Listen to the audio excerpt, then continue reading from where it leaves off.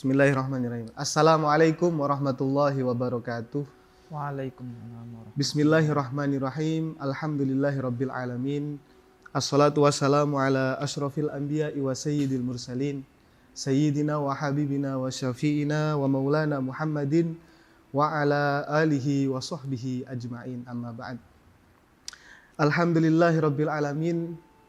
Kali ini kita bisa berjumpa kembali di acara Qalbun Salim, tentunya di NTV.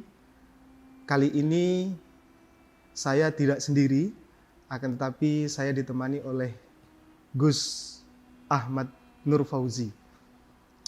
Kita hari ini akan membahas tentang fikih akikoh yang biasanya di masyarakat, terutama masyarakat pemuda-pemuda yang baru menikah dan baru punya anak. Nah, ini bagaimana ketentuan akikoh. Nah, biar semangat untuk bekerja untuk keluarga dan tentunya untuk anak dengan akikoh. Mungkin langsung dijelaskan, Gus. Bismillah, alhamdulillah, sholatu wassalamu ala rasulillah Muhammad ibn Abdillah, la hawla wa la quwata illa billah. Akikoh itu menurut madhab Syafi'i dan mayoritas madhab, ya mayoritas ulama, di situ itu hukumnya sunnah muakkad, sunnah yang sangat dikukuhkan. Itu hukumnya akikoh itu seperti itu. Berawal dari dawuhnya Kanjeng Nabi, kullu hulamin murtahanu bi akikotihi. Jadi setiap anak itu tergadaikan dengan akikahnya. Ibaratnya, itu ibarat seseorang yang lagi butuh uang, kemudian menggadaikan barangnya. Begitulah gambarannya kira-kira akikoh itu. Makanya dalam hal ini, mayoritas ulama mengatakan hukumnya sunnah muakkad. Sunnah muakkad. Yang mengatakan mubah boleh saja hanya madhab Abu Hanifah. Nah, seperti itu. Lalu akikah ini sunnahnya untuk siapa? Kan gitu. Namanya anak kecil kan ya belum bisa ibadah dan seterusnya. Untuk siapa kesunahan ini? Kan gitu. Kesunahannya akikah ini adalah untuk man talzamu nafaqatuhu. Orang yang wajib menafkahi. Siapa berarti yang wajib menafkahi? Orang tuanya. Orang tuanya. Bapak apa ibu? Bapak ya. Berarti yang di situ itu hukumnya sunnah adalah bapaknya. Kalau bapaknya ini punya rezeki lebih dari rezeki dari kebutuhan pokoknya yang meliputi makan, ya terus kemudian baju yang dipakai, tempat tinggal seterusnya, itu kan kebutuhan pokok. Kalau lebih dari itu terus kemudian dia masih punya rezeki, itu bagi dia hukumnya sunnah muakkad. Andai dia tidak melakukan itu, maka dia terkena hukum makruh. Jadi dia terkena hukum makruh. Nah, kemudian kalau umpamanya bapaknya tidak ada, katakan bapaknya meninggal, pokoknya jangan sampai menggunakan hartanya anak. Apakah ada anak itu biasanya menggunakan hartanya anak? Ada. Anak kecil ditinggal wafat bapaknya, kemudian kebetulan bapaknya ini orang kaya, kan akhirnya dapat harta waris kan anaknya. Kemudian dari yang kewajiban menafkahi berikutnya pakai harta anaknya, jangan. Enggak boleh. Enggak boleh. Lalu kalau bapaknya sudah tidak ada, siapa? Ibu. Jadi yang punya kesunahannya yaitu ibu. Bapaknya tidak ada. Kemudian ibu langsung. Ibunya tidak mampu katakan. Ibunya tidak mampu. Berarti nanti kakeknya. Gitu kan. Kemudian kalau punya saudara laki-laki, punya kakak itu, punya emas, berarti dia nanti. Kemudian pamannya. Jadi seperti itulah. Seperti itu. Urut-urutannya. Ya, urut-urutannya. Itu dia yang akan mendapatkan kesunahannya seperti itu. Jadi urutannya ya seperti itu. Masalah akikah ini seperti itu. Artinya gini, berkaitan dengan hadis itu tadi ya. Bukan berarti terus kemudian dalam hal ini dikhawatirkan timbul pemahaman di masyarakat itu, katanya tergadaikan. Kalau gitu tidak bisa memberikan syafaat nanti di akhirat, bagaimana? Ya tidak seperti itu, karena tidak semua orang mampu. Cuma kalau mampu ya sangat dianjurkan. Betapa tidak seseorang yang dikaruniai anak, kan gitu. Wong semua orang itu kepengen dikaruniai anak. Siapa yang tidak pengen punya anak? Semuanya kan pengen. Sebagai bentuk rasa syukur, kan gitu. Sebagai bentuk rasa syukur. Kemudian juga sebagai juga untuk bisa mensiarkan atau mengumumkan nasabnya. Bentuk rasa syukur juga ya. Iya, rasa syukur dan juga mengumumkan nasabnya. Ini loh, nah, gitu. Nah, seperti itu. Makanya dalam hal ini hukumnya hukum Islam ini. Makanya dalam hal ini, nyuwun sewu ngapunten. Kalau anak zina itu beda dengan anak yang lahir dengan pernikahan. Bedanya bagaimana? Bedanya dalam segi menampakkannya. Kalau anak yang lahir biasa dengan pernikahan kan sunnahnya itu ditampakkan, dimeriahkan lah intinya gitu, sebagai rasa syukur, sebagai bentuk mensiarkan nasabnya, mengumumkan nasabnya. Ini loh anak saya. Kalau tidak seperti itu, tiba-tiba muncul ini anaknya siapa? Apalagi kalau nyun sewu di daerah perumahan atau di daerah mana yang kadang ya punya kesibukan masing-masing, kan kadang bingung akhirnya. Nah itu punya tujuan seperti itu. Kalau anak zina itu sunnahnya tidak ditampakkan, jadi diam-diam gitu. Diam-diam ya. Iya seperti itu. Kalau Gus, biasanya kan di masyarakat ini kalau akikoh itu nanti tumpaannya menuju surga. Ya. Nah itu gimana Gus? Bukan itu, kurban itu. Oh kurban ya. Kurban. Berarti kalau akikoh tidak berarti. Akikah ini nanti kan itu tadi tergadaikan itu tadi. Tergadaikan terus anak ini nanti akan bisa memberikan syafaat kepada orang tuanya. Seperti itu. Seperti itu. Jadi masalah akikah dengan kurban ini memang berbeda. Ya ada perbedaannya. Ya ada juga persamaannya gitu. Sebelum masuk ke akikah dan kurban Gus. Iya. Ketentuan hewan yang bisa digunakan akikoh itu ketentuannya secara syariat gimana? Di dalam kitab-kitab fikih Syafi'i itu jadi al-mujizu fil akikoh wal mujiz fil udhiyah. Jadi gitu. Ketentuan-ketentuan yang ada di dalam kurban itu sama ketentuannya di dalam hal akikoh juga. Dalam hal tidak boleh ada cacatnya. Dalam hal kemudian usia, mulai bahas kita usia dulu ya. Usia. Jadi kalau usia itu dibahas lah. Musinnah bahasanya itu harus musinnah. Musinnah itu kalau sapi sama kambing itu sama 2 tahun minimal. Sapi dan kambing ya. 2 tahun. Sapi, kambing 2 tahun. 2 tahun kurang 1 hari tidak sah. Tidak sah. Makanya ya harus tanya kepada jagalnya atau kepada yang penjualnya, pemiliknya, kepada ya yang kalau bisa ya seperti itulah, dipastikan dulu, betul-betul dipastikan, jangan sampai tidak sah gitu, jangan sampai kurang dari itu. Karena memang kalau tidak betul-betul diteliti seperti itu, ya kadang nyun sewu, kadang kalau ada memang ya pemilik yang nakal, kadang memang sengaja dipualkan apa itu harus diteliti betul. Ini betul-betul usianya minimal itu minimal ya, minimal 2 tahun sapi dengan kambing. Kalau domba itu 1 tahun boleh sudah. Kalau domba itu 1 tahun ini boleh. Bahasa usinya wedhus nih Gus. Wedhus. Wedhus.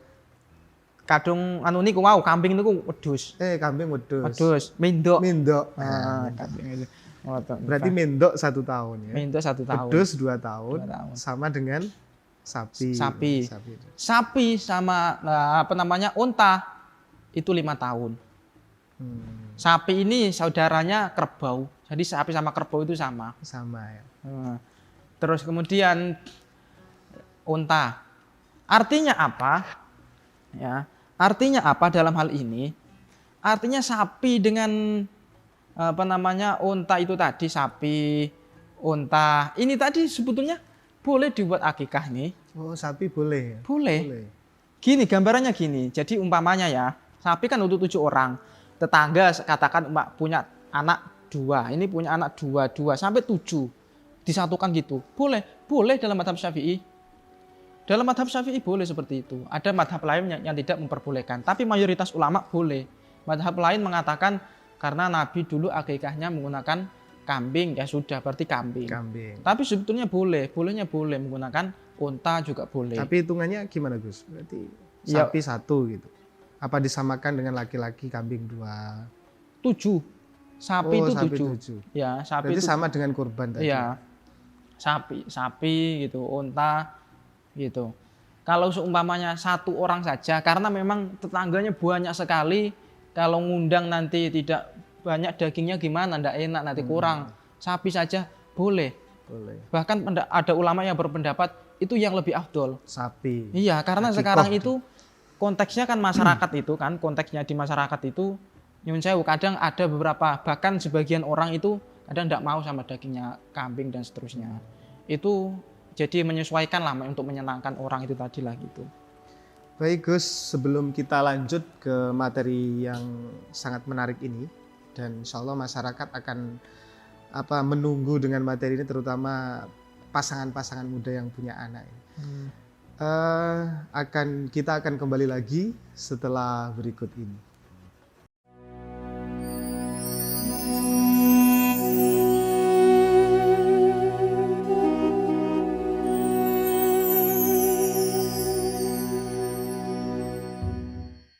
Baik, masih bersama kami dalam acara Qalbun Salim, tentunya di pembahasan akikoh. Nah, tadi pembahasannya cukup menarik Gus, dan bahkan ada yang belum kita ketahui mungkin akikoh dengan sapi ya. Kira-kira teknisnya gimana itu Gus? Misalnya kalau ada yang seperti itu. Ya, sapi itu untuk 7 orang. Itu maksimalnya. Jadi ini bahasa maksimal.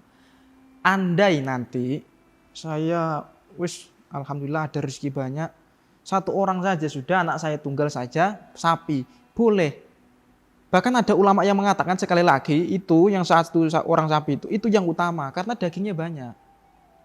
Itu dagingnya banyak dan kesukaannya orang memang daging sapi itu. Mayoritas di Indonesia kan seperti itu. Ya kan? Itu ya. Berarti kan tidak ada pembahasan lagi kalau kambing 2, laki-laki, perempuan 1 itu wis. Ya, ini perbahasan kaitannya dengan jumlah ya, jumlah. Memang pendapatnya mazhab Syafi'i itu yang masyhur itu kan kalau laki-laki itu kan 2 kambing, ya kan? Kalau perempuan 1. Ya, tujuannya seperti itu. Kemudian dalam hal ini kalau umpamanya laki-laki 1 bagaimana? Tidak apa-apa. Laki-laki itu 2 itu keutamaannya. Jadi keutamanya. Andai kan 1 yang tidak apa-apa. Itu. Afdolnya 2. Afdolnya 2 itu. Yang tidak boleh itu kalau umpamanya anaknya kembar itu 1 kambing.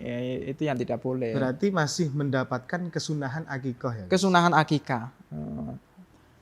Itu berkaitan dengan jumlah itu seperti itu. Jadi ya harus jantan betinanya gimana Gus? Bagaimana dalam hal ini tadi sudah saya nukilkan ibaratnya di kitab-kitab fikih, itu yang lebih utama adalah jantan. Kalau dua-duanya sama-sama normal. Gitu ya. Kalau dua-duanya sama-sama normal. Jadi sama-sama gemuknya berarti jantan. Tapi kalau umpamanya betinanya lebih gemuk, jantannya kurus, berarti betina. Gitu. Dalam hal ini seperti itu. Tidak ada yang mengatakan katakan betina makruh, tidak ada. Itu. Jadi hukumnya seperti itu katanya. Terus kaitannya sama dengan aib, ya tidak boleh ada cacat, faktul aibi. Iya. Tidak boleh ada cacat. Itu sama lah sama seperti korban. Sama. Jadi tidak boleh tangannya tidak ada 1 umpamanya cacat. Umpamanya dia matanya tidak ada 1. Telinganya tidak ada umpamanya. Nah, orang dari lahir seperti itu tidak boleh. Jadi harus normal. Karena itu berkaitan dengan daging. Tapi kalau tidak berkaitan dengan daging, seumat tidak berkaitan dengan daging itu tanduknya umpamanya. tanduknya ndak ada umpamanya, Hilang. ndak apa-apa tanduknya. Atau giginya umpamanya. Giginya ndak ada, tidak apa-apa. Giginya ndak ada, tidak apa-apa. Kalau kambing yang junun itu gimana? Yang Gila. ya. Itu biasanya yang bisa diagnosa seperti itu ya dokter. Itu ndak boleh, tetap ndak boleh juga itu. Begitu juga dengan gigi ini tadi, kalau umpamanya sudah habis giginya baru itu ndak boleh. Ada ulama yang tidak memperbolehkan. Tapi kalau hanya satu gitu ndak apa-apa. Karena itu tidak berkaitan dengan daging. Artinya kuantitas dagingnya itu masih tidak juga mempengaruhi kualitas daging. Karena itu kan tidak dimakan. Gitu. Tapi kalau ekornya itu masih kategori daging. Tidak ada ekornya umpamanya diambil maling tadi malam. Dipotong, diambil biasanya. Kan umum sekarang kalau seperti itu banyak. Ya, berarti ya tidak jadi, sudah memakai kok. Nanti beli yang lain nanti. Seperti itu. Baik, terus ini Gus, terkait dengan kapan mulainya akikoh itu, sunnahnya itu mulai hari keberapa? Oh ya. Dan seterusnya dan seterusnya. Bi ayang fasila bitamamihi. Maksudnya ba'da tamakun. Jadi akikah itu, ini hukum asalnya dulu ya. Ya, hukum asal disunahkan itu ketika bayi itu sudah betul-betul dilahirkan. Jadi sudah sempurna keluar, bukan kemudian kepalanya keluar, kakinya masih di dalam gitu, enggak. Langsung akikoh gitu. Langsung akikah. Atau umpamanya sudah dicawiskan, dicagerkan malam hari sudah persiapan bapaknya, senangnya ya. Senang malam hari sudah bilang sama istri. Iya, ini besok sudah lahiran ini. Belehkan dulu ya. Rencananya besok pas rame-rame tetangga datang dibagikan. Dibagikan, rencana seperti itu. Enggak seperti itu. Itu enggak sah seperti itu. Enggak sah sebagai kurban, tapi ya sebagai sedekah biasa. Tetap harus sempurna keluar dulu. Iya, harus keluar sempurna dulu. Gini, kaitannya dengan itu. Masalah akikah ini, jika tidak sah dalam hal akikah, itu minimal jatuhnya ke sedekah. Minimal. Jadi paling minimal jatuhnya ke sedekah. Artinya apa? Tetap mendapatkan pahala. Tapi, ya besaran pahalanya akikah. Dalam konteks itu besaran pahalanya akikah. Katakan seperti ini, besaran konteksnya gini. Umpamanya beli kambing 5 juta. Ya, beli kambing 5 juta. Saya sibuk, saya akikah sudah gini gitu. Padahal ya sebetulnya ya sempat saja sebetulnya. Anu saja sudah, sedekah saja sudah 6 juta. Padahal harga kambing 5 juta dari dapat akikah. Atau dan lain-lain, katakan umpamanya sama seremoni acara itu ngundang orang dan seterusnya, katakan cuma habis 5 juta. Sedekah sudah 7 juta, lebih besaran pahala akikah ini. Karena tidak mau ribet gitu ya. Iya. Di sedekah. Iya. Terus kemudian kalau baru 1 hari, 2 hari, 3 hari, soalnya pas hari ke-7 saya sibuk kerja di sana. Bagaimana? Enggak apa-apa. 3 hari akikah enggak apa-apa. Enggak apa-apa. Berapa hari enggak apa-apa. Cuma yang afdolnya lagi, tadi dapat kesunahan akikah, sekarang dapat kesunahan dari segi harinya, yaitu hari ke-7. Jadi hari ke-7 itu dia sunnah. Cara ngitungnya seperti ini, cara ngitung hari ke-7 itu seperti ini. Jadi seumpamanya, kalau syariat itu ngitungnya hari itu berganti hari itu maghrib. Jadi ketika terbenamnya matahari. Itu syariat ngitungnya seperti itu. Beda kalau jam umum kan. Jam umum berapa biasanya ganti tanggal? 12 malam. 00:00. Ya, jam 12 malam. Tapi kalau syariat enggak, maghrib. Jadi artinya seperti ini. Umpamanya lahirnya hari Senin. Hari Senin pas maghrib. Sudah. Sholat maghrib tiba-tiba lahir. Berarti ngitungnya sudah masuk ke Selasa itu sudah. Senin malam Selasa. Itu. Tapi kalau lahirnya Senin sore. Berarti Senin sore. Masih Senin. Iya, Senin sore umpamanya jam 4 sore. Berarti ngitungnya Senin. Senin, Selasa, Rabu, Kamis, Jumat, Sabtu, Ahad. Ahadnya berarti hari ke-7. Itu akan mendapatkan afdolannya seperti itu. Berarti menggunakan tanggalan Hijriyah. Iya, seperti itu. Syariat menggunakan jam 6 itu tadi. Nah, namanya tidak harus jam 6. Maghrib kan beda-beda. Pokoknya maghrib gitu saja ya. 21, terus seterusnya Gus. 7. Nah, seperti itu. Kemudian setelah 7, 14. Ya, 7, 7, 14. Itu kesunahannya. Hari ke-10, hari ke-14 saya kayaknya sibuk keluar kota, enggak sempat 14 sebelum 14 enggak apa-apa, tapi 14 utama. 21 utama. Kalau lebih dari 21 enggak usah lihat tanggalan sudah. Kan gitu. Artinya apa? Tidak ada keutamaan lagi dalam sisi ini. Siap. Tapi kesunahan akikah tetap dapat. Ada ulama yang mengatakan sampai selesai masa nifas. Berarti 60 hari. Maksimalnya kan gitu, 60 hari.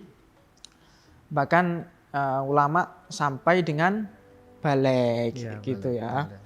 Sampai dengan balik. Itu artinya kesunahan itu sampai dengan balik. Kalau sudah balik tidak ada yang akikah, bagaimana? Akikah sendiri. Berarti orang tua ini sudah tidak mendapatkan kesunahan. Sudah tidak mendapatkan kesunahan lagi, berarti nanti nunggu balik akikah sendiri. Nah, seperti itu.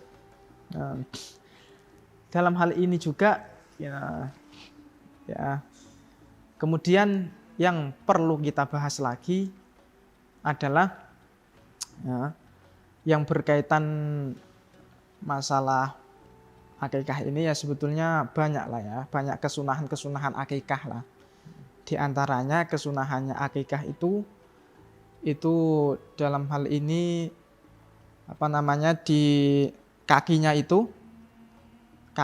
itu nanti ketika dimasak, sunahnya kan akikah itu dimasak, kalau kurban kan mentah seperti itu. Ini sunnah. Akikah tidak masak awalnya mentah tidak apa-apa, tapi sunahnya dimasak seperti itu.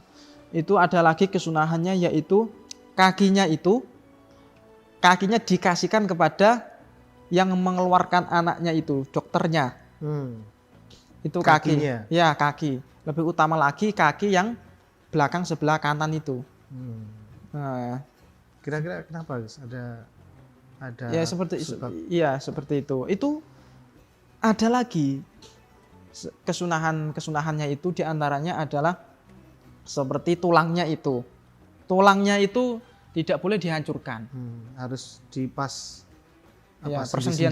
Iya. Itu artinya seperti itu supaya kenapa? Ya ulama mengatakan di situ itu supaya badannya anak ini diselamatkan. Menjaga keselamatan badannya. Nah, kalau sendi-sendinya kan tidak apa-apa, tidak masalah. Nah, gitu. Jadi sebetulnya kesunahan akikah ini banyaklah kita bahas. Nanti insya Allah kita lanjut ke berikutnya. Ya, baik. Terima kasih Gus. Yang kedua ini juga luar biasa pembahasannya. Kita akan kembali lagi setelah berikut ini.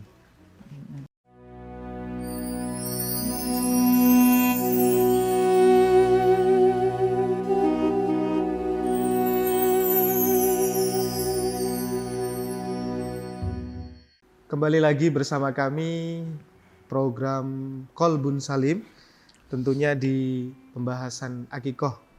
Baik, selanjutnya mungkin pembahasannya tentang pendistribusian dari daging akikoh, kemudian sunnah-sunnahnya. Ya, pendistribusian ini saya sering ditanya oleh beberapa orang itu, kadang sering tanya di WA apa. Saya sering menemukan masyarakat yang masih belum ngerti.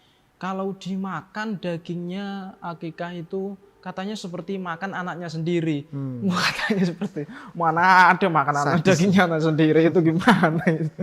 Tidak ada kaitannya itu. Inilah kadang ya masyarakat kadang kurang tahunya seperti itu. Dan itu kadang umum ya. Ya gini masalah itu. Nah kalau akikah sunnah itu tidak apa-apa. Kita makan. Katakan makan sendiri itu tidak apa-apa. Kalau wajib, baik kurban, akikah, ya tidak boleh. Walaupun wajib itu sedikit. Ya manzuroh, nadar. Nazar itu ya seperti inilah nazar itu. Jadi nazar itu kalau saya naik pangkat, saya akan akikah. Anak saya. Iya, kalau anak saya ini lahir dengan selamat tanpa cacat, saya akan akikah. Seperti itu kan nazar. Kalau seperti itu sedikit pun berarti dia tidak boleh. Dia tidak boleh makan. Masuk akikoh yang wajib. Masuk akikah yang wajib. Itu. Ya, tapi kalau tidak ya enggak apa-apa. Yang aman gitu. Untuk besaran makannya itu gimana, Gus? Besarannya makannya Kalau yang sunnah. itu andai kata nanti dia makan sampai sepertiga, enggak apa-apa. Enggak apa-apa seperti itu. Berarti batasnya seperti kurban.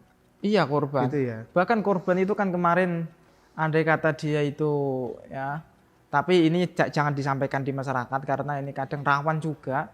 Jadi andai kata dia itu menyampaikan atau namanya ngambilnya banyak gitu, dikasihkan masyarakat sedikit, itu sebetulnya sah juga. Tapi kan tidak elok, tidak elok dan juga Betul, ya mengurangi keutamaan lah, karena memang niatnya itu untuk menyenangkan orang, itu khaulus surur, juga untuk sebagai rasa syukur dan mengundang orang untuk makan-makan masa dapat sedikit gitu.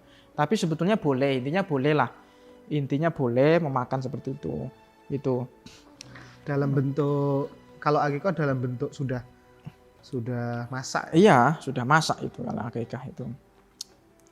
Kemudian yang berikutnya berkaitan dengan kesunahannya lagi, yaitu 7 hari itu tadi ada beberapa hal yang disunahkan ya, di 7 harinya, yaitu akikahnya. Kemudian memberikan namanya, prosesinya. ya, terus membersihkan badannya. Kemudian juga bagi perempuan ditindek, ya, bagi perempuan ditindek di hari 7 itu ditindek itu sunnah, nah, gitu. Bagi dalam hal itu 7 hari itu sunnah. Kemudian berikutnya yaitu dicukur sampai habis. Ya. Bagaimana cara mencukurnya? Laki-laki, perempuan di hari ke-7 itu dicukur sampai habis. Itu hukumnya sunnah. Kemudian ditimbang. Ya, caranya dicukur kemudian ditimbang. Ditimbang itu nanti dia sedekah seberat timbangan rambutnya itu. Ya, ditimbang, katakan umpamanya beratnya berapa gram umpamanya. Karena Sayyidina Hasan, ya, cucunya Kanjeng Nabi, itu beliau kan yang mengakikkan kan Kanjeng Nabi. Beliau yang mengakikkan Kanjeng Nabi, itu beliau ketika mengakikkan beliau ditimbang ternyata beratnya sekitar 4 gram lebih sedikit lah. Itu dengan harga perak. Dengan harga perak. Bukan emas. Bukan. Ya, ada yang mengatakan emas. Cuma yang dalam mazhab Syafi'i itu yang masyhur itu perak. Tapi bahkan di kitab I'anatul Thalibin itu beliau Abu Bakar Syato Ad-Dimyati niku beliau mengatakan di situ emas. Ya kalau rezekinya banyak ya emas berarti ya tinggal menghitung saja. Katakan umpamanya sekarang 1 gram perak itu berapa? 250. Iya, berarti kalau kira 4 gram berarti ya 1 juta. 1 juta. Ya, sekitar segitulah. Yes, nanti ngikuti harga lah sekarang berapa, kadang berubah-berubah gitu. Jadi itu hukumnya sunnah. Itu akan mendapatkan keutamaan. Orangnya terlalu kaya sudah. Bagaimana kalau umpamanya lebih dari itu sedekahnya?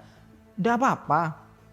Lebih dari itu tidak apa-apa. Cuma dalam hal ini untuk mengikuti Kanjeng Nabi dulu, ditimbang dulu seberat itu, baru nanti seperti itu dinominalkan ke uang, itulah sedekah kepada fakir miskin. Baru nanti setelah itu, saya mau sedekah emas 1 kilo, ya silakan, tidak apa-apa. Tapi ya ini jalankan dulu kan gitu. Nah nanti setelah dicukur itu habis, setelah dicukur dikasih minyak zafaron, dikasih minyak. Kemudian kalau ada orang soleh ditahnik, ditahnik menggunakan kurma, dikunyahkan. Kalau tidak ada kurma umpamanya madu, ya kan? Kalau tidak ada madu bagaimana? Ya kalau tidak ada madu berarti pokoknya buah, tapi buahnya yang alami, jangan yang sudah dimasak, yang alami lah gitu. Itu dibuat tahnik seperti itu. Jadi kesunahan akikah ini banyaklah sebetulnya ya. Nah, kalau seumpamanya tadi cukurnya itu ya, cukurnya katakan dia tidak ada rambutnya. Tidak ada rambutnya, cukurnya bagaimana? Tetap sunnah menjalankan alat cukur itu tadi di rambutnya. Jadi tetap dijalankan walaupun tidak ada rambutnya, tidak tumbuh-tumbuh atau umpamanya gatal kan tidak tumbuh-tumbuh rambutnya. dijalankan saja. Seremoni ya. Iya, seperti itu. Kalau sudah besar, bagaimana? Kalau sudah usia 5 tahun, anak perempuan ditimbang berat seharga emas. Ya, lumayan itu sedikahnya. Ya kalau seperti itu berarti ya enggak usah ditimbang, sudah ngikuti Sayyidina Hasan itu tadi. Ya kira-kira 4 graman lah gitu gram, sedekah gitu. Caranya seperti itu. Nah, ini dalam hal ini hukumnya sunnah gitu. Ini lebih utama gitu. Dalam hal ini ya, kita sebelum lanjut lagi, karena ada ulama itu diantaranya Imam Ahmad bin Hambal, ya, beliau mengatakan ya karena dalam mazhab Syafi'i sunnah muakkad itu tadi, sampai betapa akikah ini sangat dianjurkan. Beliau sampai mendoakan orangnya akikah itu, saya berharap Allah akan menggantikan yang lebih baik hartanya itu. Gitu. Jadi beliau di ibarahnya fikih Hambali itu, rajautu annahu yukhlifallah li'annahu ahya sunnah.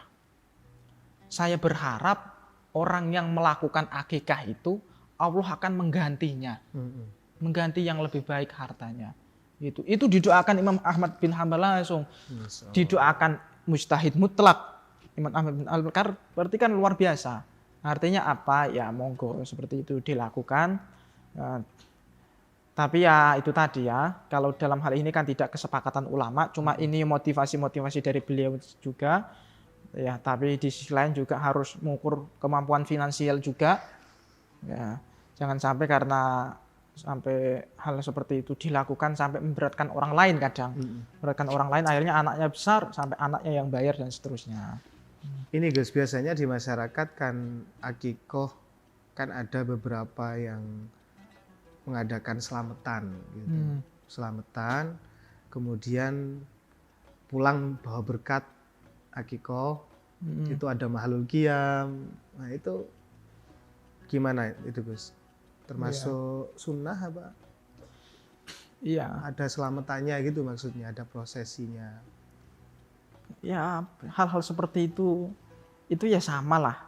Sama dengan tahlilan gitu ya. Dikemas seperti itu. Iya, betul. Ya masa ya hanya datang makan-makan saja gitu kan. Ya mendatangkan penceramah supaya kita dapat ilmu. Ya. Terus mahlul qiyam supaya kita betul-betul menghadirkan Nabi.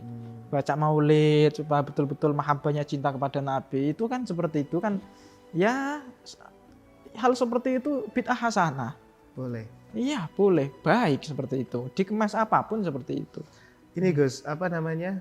Termasuk makanannya itu kan katanya kalau pas selamatan di situ ya bukan pakai daging yang untuk akikoh tapi khusus untuk selamatan gitu. Apa gimana itu Gus? Iya, enggak apa-apa. Itu langsung dimakan sudah enggak apa-apa. Oh, buat selamatan gitu boleh? Iya. Dan itu ada ulama lagi yang mensunahkan, sunahnya yaitu dagingnya itu dimasak agak manis. Ya dibuat enak lah. Kenapa? Supaya akhlaknya baik. Dengan harapan akhlaknya manis, akhlaknya baik, memiliki akhlakul karimah gitu. Dan terhindar dari akhlak-akhlak madmumah gitu. Nah, ya sudah. Baik, terima kasih atas penjelasannya Gus. Kita akan kembali sesaat lagi.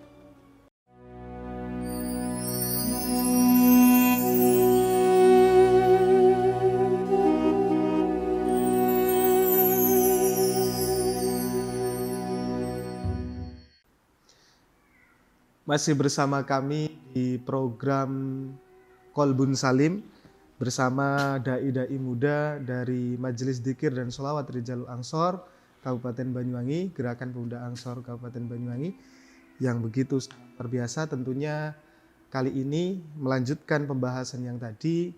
Ini Gus terkait dengan akikoh yang di masyarakat ini sudah beredar, gimana akikoh itu bisa ditangani oleh semacam kelompok yayasan. Nah, misalnya nanti ada paket akikohnya 3 juta sekian. Jadi tidak ditangani sendiri, ada kambingnya dari situ, kita hanya menyerahkan uang. Jadi kita terima matangnya. Itu gimana Gus menurut Islam? Gini, dalam hal itu boleh jika betul-betul memang memenuhi syarat. Memenuhi syarat itu maksudnya ya kalau seperti itu ditakyin lah, ditentukan. Artinya saya beli kambing ini, kambingnya ini sampai lihat dulu, sampai lihat kambingnya ini nanti yang kita sembelih harganya sekian, nanti jadinya ini, itu seperti itu boleh. Yang tidak boleh itu kan kadang yang tidak tahu sama sekali itu. Jadi sudah tidak tahu sama sekali, artinya dia itu tidak beli kambing, beli dagingnya sudah. Kenapa Islam kok melarang hal seperti itu? Karena dikhawatirkan terjadi hal-hal yang tidak diinginkan. Beli kambing 5 juta sampai 7 juta, tapi akhirnya dagingnya cuma sedikit. Kambingnya katakan kambing yang tidak sesuai, syarat-syaratnya tidak sesuai. Nah, ini kan yang dikhawatirkan hal seperti itu. Makanya ya harus betul-betul tahu dulu orangnya. Baru kalau sudah tahu ya enggak apa-apa, enggak masalah. Berarti minimal kita harus tahu kambingnya. Iya. Dan jelas persyaratannya itu ya. Iya. Yang memang harus disembelih seperti ini gitu. Dan kemudian pengelolanya juga mengerti akan syariat hakikoh gitu. Iya, seperti itu. Itu yang perlu ditekankan karena kalau tidak seperti itu rawan dalam timbul tidak sah nanti seperti itu. Karena ya memang hal seperti itu ya zaman sekarang ya terkadang dibutuhkan juga. Artinya dibutuhkan itu kan kadang sebagian orang kadang tidak sempat. Dalam hal ini kan memang disunahkan menyembelih sendiri kan. Kalau dia mampu kan menyembelih sendiri. Kecuali kalau perempuan yang memang diwakilkan. Itu kalau laki-laki terus dia mampu menyembelih sendiri. Itu dengan ketentuan ya yang di korban itu sama sudah seperti itu. Nah, Kanjeng Nabi itu mengakikahi dirinya sendiri. Anas radhiyallahu anan Nabi sallallahu alaihi wasallam ayyaqu an nafsihi ba'dama bu'isan nabiyan. Jadi Kanjeng Nabi itu akikah terhadap diri beliau sendiri, ya. Kemudian juga Kanjeng Nabi itu akikahnya ketika beliau dilantik menjadi nabi. Artinya tadi kalau ada pertanyaan bagaimana kalau mengakikahi dirinya sendiri, tidak apa-apa. Berarti yang mendapatkan kesunahan kan dirinya sendiri. Berarti bapaknya kan tidak mendapat kesunahan. Kesunahannya dirinya sendiri, gitu. Kemudian ya. Gus, kurban dan akikoh, misalnya. Ya. Ini musim kurban. Ya. Nah, belum akikoh. Nah, kemudian kita dapat satu kambing, punya rezeki satu kambing. Kira-kira yang mana yang kira-kira yang bisa didahulukan, kurban atau mau akikoh sementara belum akikoh? Gitu. Itu biasanya yang agak mungkin pas ya, momennya pas ya. Katakan gini, lahirnya bayinya tanggal 3 Dzulhijjah. Iya kan? 7 harinya 10. Pas hari raya kurban. Pas hari raya. Ya. Itu pas dianjurkan akikah. Bagaimana dalam hal itu? Sedangkan dia masih punya rezekinya satu. Rezekinya hanya cukup untuk diantara milih satu itu. Mana yang lebih didahulukan? Dalam hal ini keutamaannya mana yang lebih didahulukan? Maka dalam hal ini keutamaannya yang lebih didahulukan adalah kurban. Kenapa kurban? Karena kurban itu ulama sepakat dalam hal ini adalah hukumnya sunnah. Ya, sunnah. Kalau akikah, madhab Abu Hanifah hukumnya mubah kan. Nah, seperti itu. Kenapa juga? Karena kurban itu momennya 1 tahun sekali hanya. Akikah bisa ditunda. Kapan? Barangkali seminggu lagi ada rezeki lagi. Tidak seminggu lagi sudah. Ya 21 hari lagi.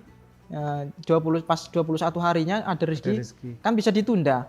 Kalau kurban jaraknya kan hanya 1 tahun. 1 tahun sekali, itu pun cuma tanggal 10, 11, 12, 13. Nah, ya, hanya itu kan gitu. Jadi dalam hal ini kurban gitu. Jadi ya seperti itulah. Jadi misalnya seperti kalau yang sudah balik Gus, Mm-mm. sudah balik belum akikoh, Mm-mm. kemudian pada saat itu bulan Dzulhijjah, lebih utama kurban berarti. Kurban. Apalagi posisi seperti ini, Eh, anak yang lahir di hari ketujuhnya pas 10 Dzulhijjah saja mm, afdol kurban, ya, kurban. daripada akikoh. Ya, seperti itu. Ya, Ustaz. Mm. Berikutnya yaitu tadi kaitannya dengan ya yang 7 hari tadi kan ada khitan. Ya. Sekarang ada kesunahan mengkhitan ketika di hari ke-7. Ketujuh. Khitan bagi laki-laki dan perempuan dalam pendapat yang kuat madhab Syafi'i, qaul mu'tamad, pendapat yang kuat madhab Syafi'i, hukumnya wajib. Khitan, wanita. Khitan termasuk wanita, laki, laki-laki. perempuan wajib. Gitu. Dalam pendapat yang kuat dalam madhab Syafi'i. Kemudian sebagian ulama mengatakan enggak wajib. Itu bagi laki-laki saja yang wajib, perempuan sunnah. Tapi khitan itu bagi perempuan dikatakan bahwasanya supaya nafsunya tidak terlalu besar.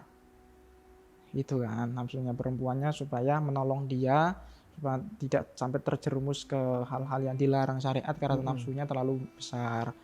Itu. Jadi perempuan itu yang dikhitan itu ujung klitorisnya itu. Perempuan itu ya, ujung klitorisnya dipotong sedikit. Kalau laki-laki kan ngapunten di kepalanya itu kan, di kepala saya ngapunten kemaluannya itu kulitnya dihilangkan. Itu sekarang dalam hal ini ya kadang jarang juga ya ada, tapi yang menangani seperti itu kadang tidak berani, memang tidak spesialisnya. Ya cari saja dokter syariat. Khusus yang perempuan tadi. Iya, cari saja. Kalau yang laki-laki kan banyak. Laki-laki semua itu ngantri kepengen dapat job. Tapi kalau yang laki-laki ini kan tidak harus di hari ke-7 ya Gus ya? Tidak Sunnahnya harus, kan? tidak Sunnahnya. sunnahnya seperti itu. Ya. Apa sama dengan akikoh tadi? 14, 21. Apanya? Yang Sunnahnya 7 saja. Oh 7 saja. Iya 7. Ya kalau kepengen seterusnya ya tidak apa-apa, dapat sunnah juga kan. Nah, dari berikutnya katakan umpamanya tidak sempat sunnah khitannya. Ya tidak sempat katakan wajib khitannya maksudnya. Itu ada ulama yang sunnah juga. Sunnah. Ya tapi dalam mazhab Syafi'i itu wajib kan. Ya, wajib. Tapi kalau tidak khitan mengikuti ulama itu tadi ya kesulitan itu. Mau buang air dan seterusnya kan cara membersihkannya kan. Ya cara membersihkannya ya harus kerja 2 kali itu. Kalau yang sudah balik baru masuk Islam?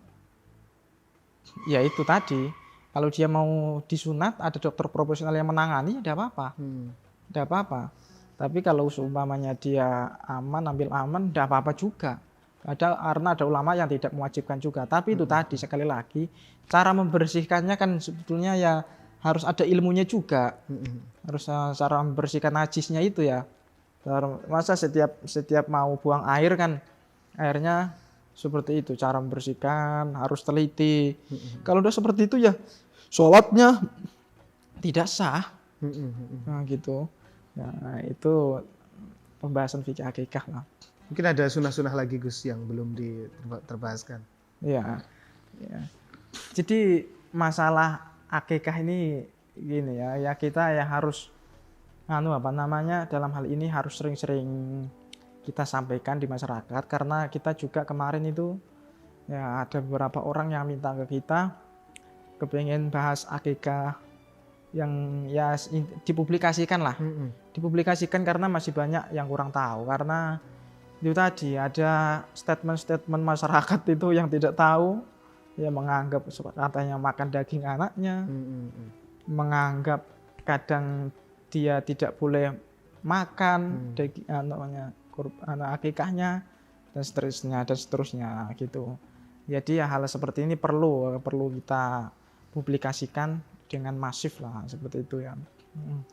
Terakhir Gus tentang hikmahnya akikoh. Ya. Nah, hikmahnya kira-kira. Ya. Intinya la in syakartum la azidanakum wa la in kafartum inna adzabi lasyadid. jika seseorang itu mensyukuri setiap nikmat yang ia dapatkan, maka Allah akan menambah. Dia syukur dengan nikmat satu, dia akan ditambah dua. Syukur dua ditambah tiga oleh Allah. Itu dawuhnya Gusti Allah langsung di dalam Al-Quran. Baik, terima kasih kepada Gus Ahmad Nur Fauzi yang telah memaparkan begitu lugas, panjang lebar terkait dengan akikoh dan problematikanya di masyarakat. Baik, ini dari kami untuk materi akikoh. Mudah-mudahan kita akan berjumpa lagi di lain kesempatan. Kurang lebihnya mohon maaf. Wallahul muwafiq ila aqwamit thoriq. Wassalamualaikum warahmatullahi wabarakatuh.